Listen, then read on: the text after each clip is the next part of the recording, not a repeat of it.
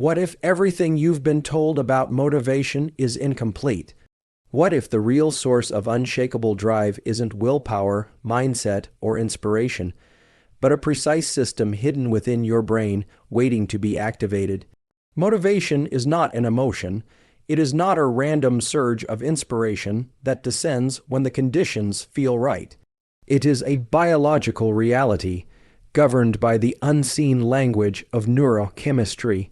Deep within your brain, beneath the thoughts, beneath the feelings, there are circuits wired not to respond to comfort, but to challenge. Circuits that calculate effort, evaluate reward, and release energy not based on how you feel, but based on what you do. You have been told to wait until you're inspired. You've been taught to chase motivation like a fleeting flame. But the truth is far more profound. The truth is that motivation can be commanded because it is encoded in your biology. When you act, when you engage effort toward something meaningful, your brain releases chemicals that strengthen your desire to continue. It does not wait for success to reward you. It rewards action itself. That is the power of the human nervous system. It was created not to observe life, but to shape it.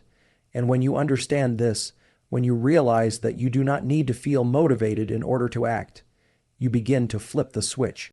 You begin to move, you begin to breathe fire into your own bones through discipline, through devotion, through obedience to the path.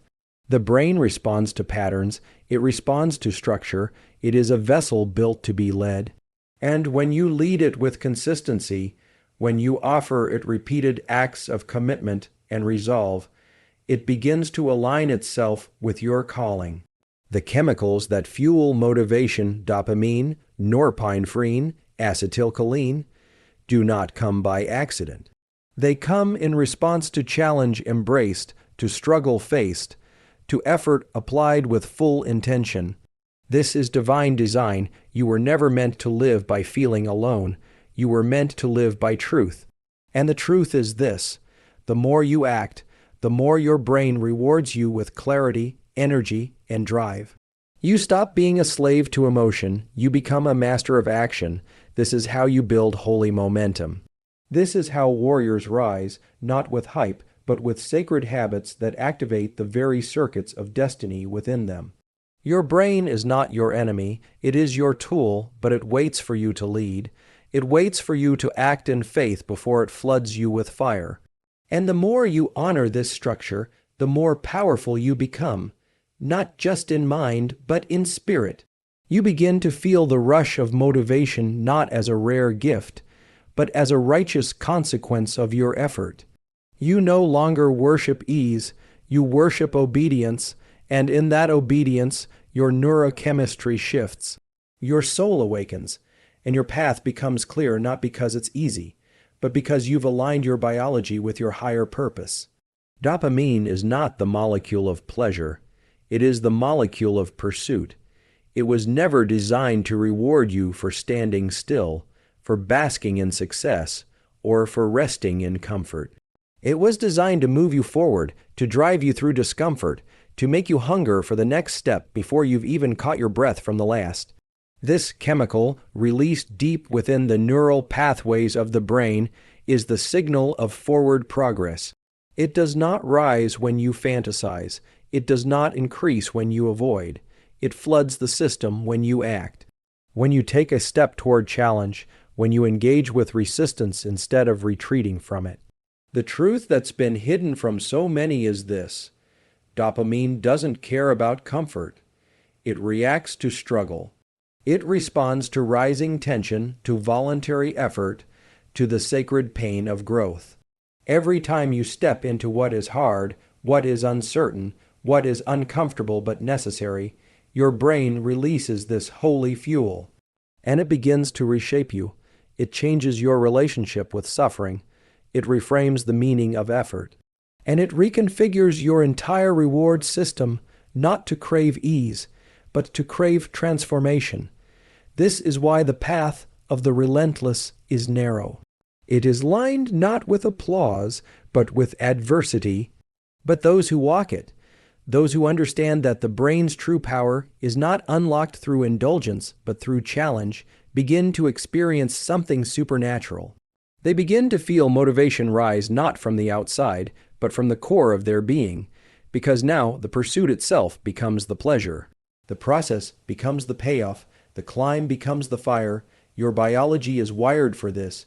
Your spirit was forged for this. You were not created to live in cycles of stimulation and collapse. You were created to pursue, to build, to carry the weight of purpose through resistance and into greatness. The brain responds when you choose challenge over comfort, when you delay gratification and stay faithful to the mission.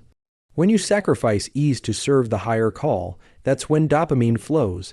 That's when the circuitry of motivation is set ablaze.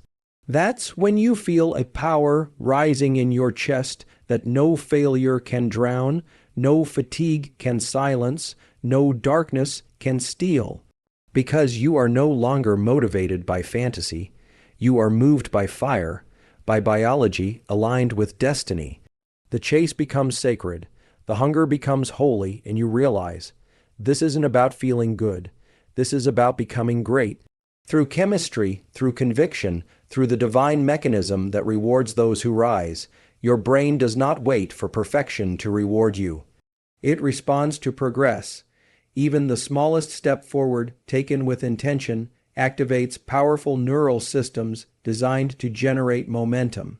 Most people believe they need to make a giant leap to feel motivated, to feel worthy, to feel like they're finally becoming who they were created to be. But that's not how the nervous system works.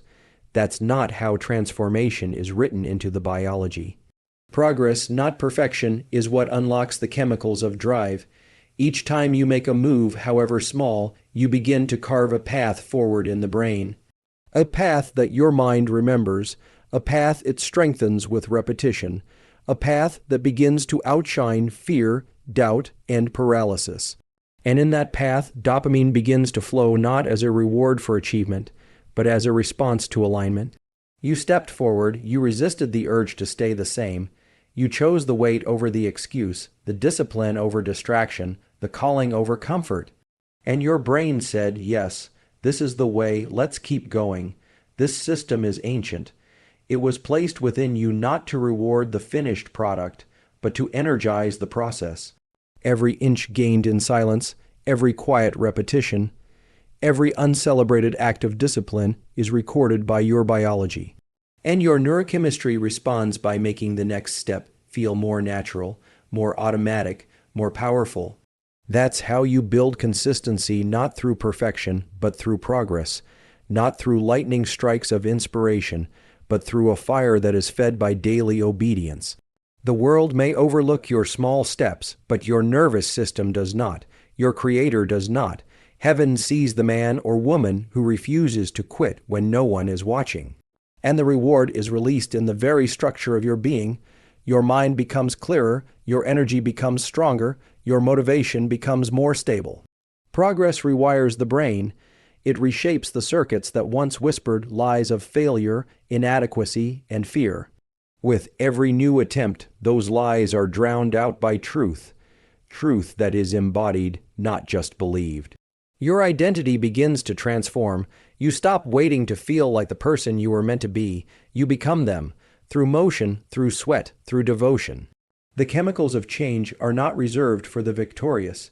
They are activated in the trenches, in the small, unseen, imperfect steps that the world will never clap for but heaven celebrates. This is how progress becomes sacred. It's not about how far you go today. It's that you moved, that you acted, that you honored the process, and when you do, your brain responds not with fireworks, but with fire. It begins to reinforce the path. It begins to expect effort. It begins to crave the climb. Stress is not always the enemy.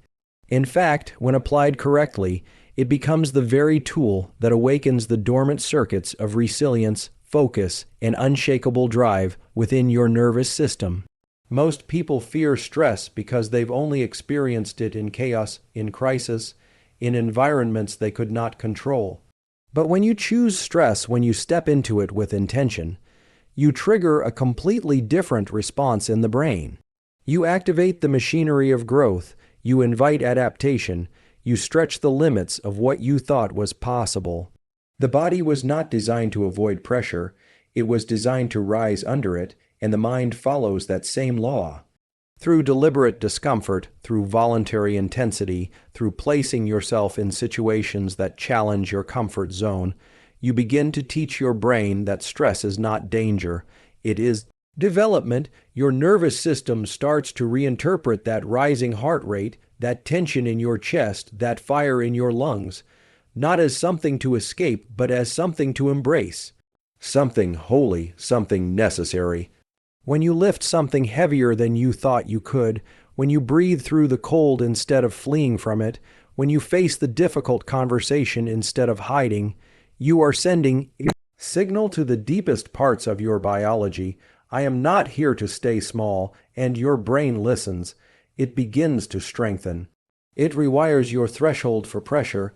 It expands your capacity to act under fire. You become harder to break, not because life got easier, but because your nervous system got stronger. The truth that's been buried under fear and comfort is this: correct stress is the doorway to transformation. Not all at once, but gradually, repeatedly, faithfully. The same way steel is forged, the same way diamonds are formed. Your mind begins to adapt to pressure like a muscle.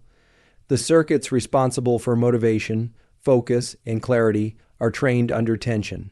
This is not theory, it is ancient biological law, and those who walk through it on purpose become something different.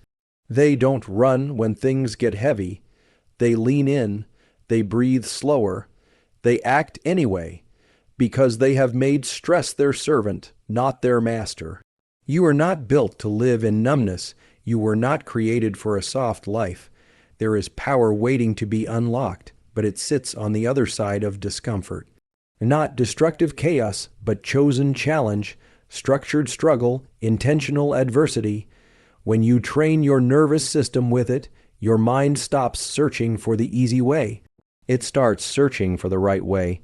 It stops hesitating in fear and starts moving in faith. Stress becomes a signal to rise. Pressure becomes the proof that you are in the right place. The place where weakness is burned off, where character is carved, where the voice of destiny gets louder than the voice of doubt. Motivation is not just a mind. Said it is a state created by chemistry, and that chemistry depends on foundational biological rhythms that most people neglect. You cannot expect the fire of purpose to burn when the systems meant to fuel it are broken. Sleep is not optional. It is sacred. It is the time when your brain cleanses itself, consolidates memory, resets your emotional baseline, and replenishes the very neurotransmitters responsible for drive and focus. When you sacrifice sleep, you sabotage your motivation at the cellular level, you blunt dopamine receptors, you lower cognitive control, you lose the ability to choose discipline over distraction, and yet people chase motivation while burning the very fuel it requires. But it doesn't stop there, because light is your compass. When you wake up and expose your eyes to sunlight within the first hour of rising, you send a signal to your brain it's time to activate.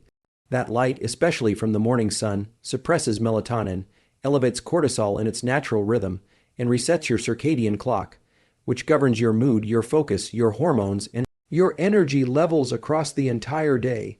Without that light, your brain loses direction. Your internal systems fall out of sync. You feel foggy not because you're weak, but because your biology has not been given the signal to move. And then there is movement, not just exercise, not performance, movement daily, consistent, sometimes difficult. Movement unlocks brain-derived neurotrophic factor, the protein of mental clarity and cognitive growth. Movement raises baseline dopamine, it improves sleep, it reduces anxiety, it is not an accessory, it is a command from your biology. Your body was never meant to be still while your mind carries all the weight. When you train the body, you discipline the mind. When you push your physical limits, even in small ways, your brain interprets that as forward motion. That physical act becomes a message to your neurochemical system. We are pursuing, we are alive, we are aligned. The triad of sleep, sunlight, and movement is not a checklist. It is the foundation of every hyper, forming high discipline, high impact life. You cannot build a temple on broken ground. You cannot sustain motivation when the very structure that supports it, your nervous system, is neglected. These elements are not just health habits. They are spiritual practices. They are obedience to the divine design of your biology. They bring your chemistry into order. They make your internal environment fertile for vision, for clarity, for fire. And when you align with them, you stop wondering where your motivation went. You start becoming the kind of person who rises with power, acts with purpose, and walks with the strength of someone who knows they are walking in rhythm with how they were created to live. The deepest source of motivation doesn't come from the outside. It doesn't come from applause, from approval, from the noise of validation that so many chase like breath in a burning room. The truth your brain has been hiding is this: the most powerful and sustainable form of motivation is born from within. It is internal, and it is activated when your goals are aligned with your values, when your actions are no longer driven by what people might say, but by what you were designed to become. Inside your brain, the prefrontal cortex, your center for planning, discipline, and self, direction comes alive when you set goals that matter to you, not to the world. Goals rooted in identity, in responsibility, in calling. When your vision is your own, your brain doesn't need to be bribed with external rewards. It begins to release dopamine before the goal is achieved, not as a reaction, but as a preparation. As a declaration, this path is worth walking. This is what makes motivation unstoppable. It's not pulled by the hand of the world. It's pushed by the fire of your soul. And that fire is real. It's chemical. It's spiritual. It's what wakes you up in the dark with clarity. It's what strengthens your hands when you want to quit. It's what steadies your breath in the storm. When you shift from chasing outcomes to honoring your internal compass, your brain begins to adapt. The circuits that once required praise to move now respond to purpose. You begin to feel peace in the repetition, meaning in the mundane, joy in the discipline. And it's not because the work got easier. It's because the why got stronger. And that why doesn't burn out, because it doesn't depend on temporary praise. It doesn't wither when no one notices. It grows in silence. It multiplies in solitude. Your prefrontal cortex, when trained in this way, becomes a governor of your lower impulses. It overrides distraction. It suppresses temptation. It tells your limbic system, the part of your brain craving ease and escape, we are going this way because this way leads to life. This is what separates the fleeting from the faithful, the driven from the devoted. You begin to lead your brain instead of being led by it. You set the course, and your biology follows. And the longer you walk that path, the stronger it becomes. The more automatic it feels. The more powerful your motivation grows. Not because you found a shortcut, but because you stopped needing one. You stopped waiting for the world to give you permission.